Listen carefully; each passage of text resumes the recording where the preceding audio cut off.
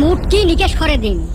এ হইছে কি ভাই রে, এই বয়সত কত কিছু যে দেখিলেন, আরো কত কিছু যে দেহার বাকি থাকিল। কি দেহা কথা কইস রে?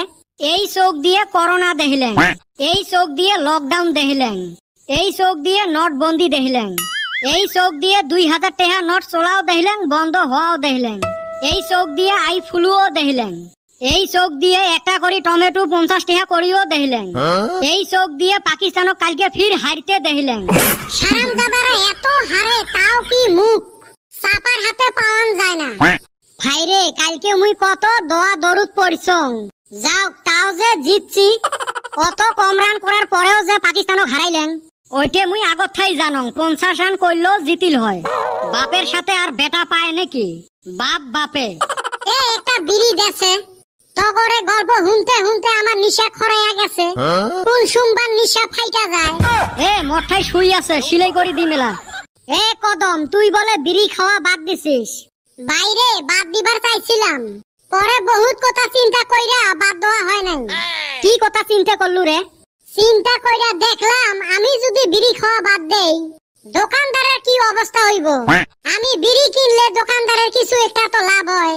দোকানদারের কথা বাদে দিলাম, এই বিড়ির ডিলার গুনা যে আছে অগরে অবস্থা কি হইব। দোকানদার সেল করলে হে অগঠান নন হারবো, ডিলার গুনারও হেই রুম লস হইব। জায়গা ডিলারের কথাও বাদ দিলাম।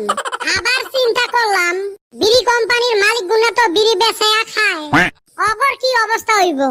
লাগে বিড়ি কোম্পানির মালিকের কথা বাদে দিলাম, ওরা ধনী মানুষ জিবা কইরা হোক চলবো।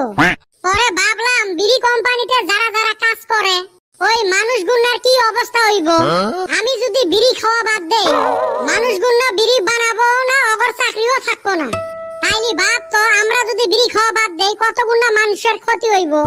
কত মানুষ বিড়ির উপরে নির্ভর কইরা চলতাছে, অগর ব্যক্তিরে ইনকাম বন্ধ হয়ে যাবগা।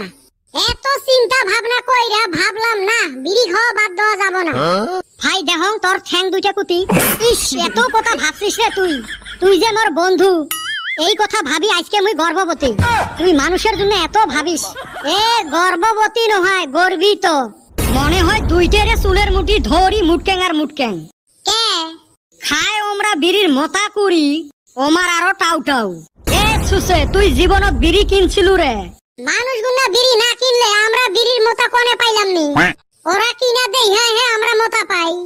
ই যুক্তি দেখ। বিড়ির মোতা জি স্বাদ তোরা কি বুঝবি। কেউ যদি আমার সামনে কষানের মাংস আর বিড়ির মোতা রাখে আমি বিড়ির মোতাটাই খামু। কথায় আছে মাছের মাথা আর বিড়ির মোতা।